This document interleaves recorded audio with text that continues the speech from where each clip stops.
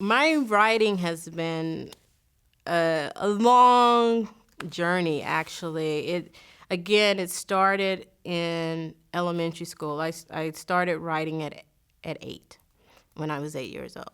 And I decided that I wanted to be a writer.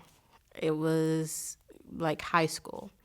And I went to college for my freshman year. I was studying radio, TV, film, and I was on my path to become a writer. And I had my art history teacher. She wasn't even a writer. Like, she wasn't even my writing teacher. I turned in a paper, and she gave me a C, and it was my first C. And so, I had a conference with her because I was wondering, well, how did I get a C on a writing paper? And so, I sat with her, and she told me I was a horrible writer. And at that moment, because again, I had come from an all-black background to now I was at this white, prestigious university.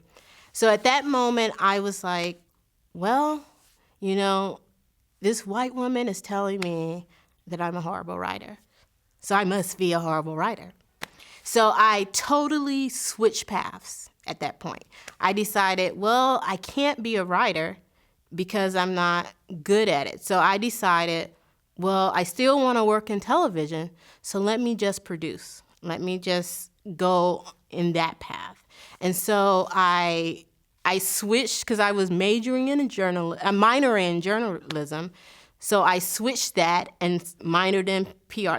My whole life just kind of shifted based on this professor, art history professor, telling me I was a horrible writer. So I stopped writing. And fast forward 2004, I was like 28. I lost my grandmother. And so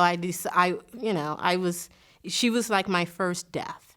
So I was trying to figure out, well, Kim, life isn't forever. What's your passion?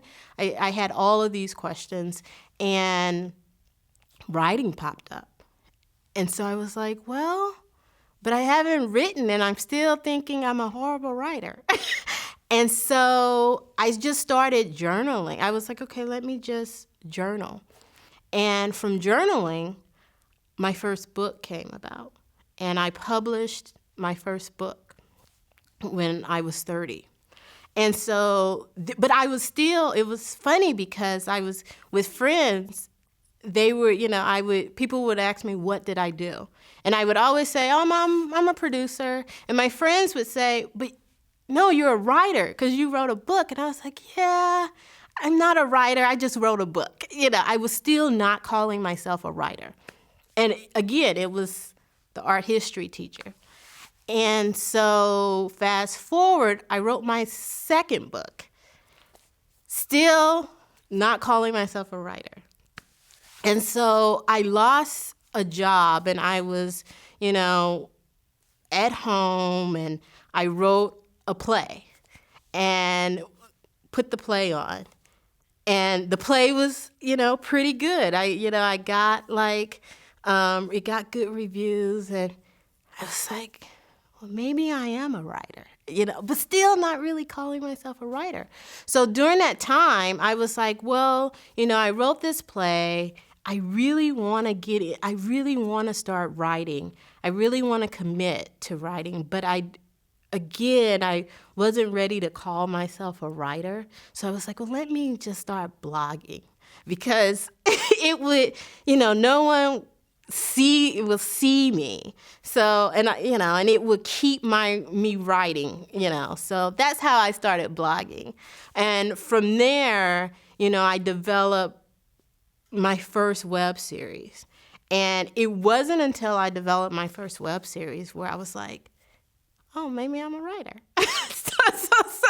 So after 2 books, a play, a blog, I was finally ready to say, to own it, to own my passion.